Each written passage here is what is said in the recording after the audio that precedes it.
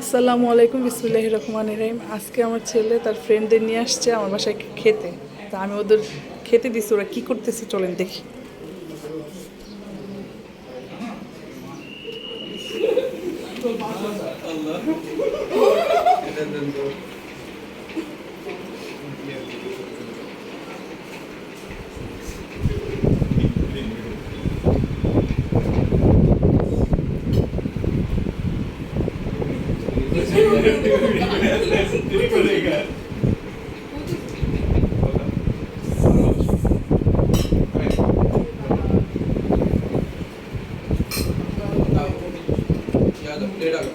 Siamo.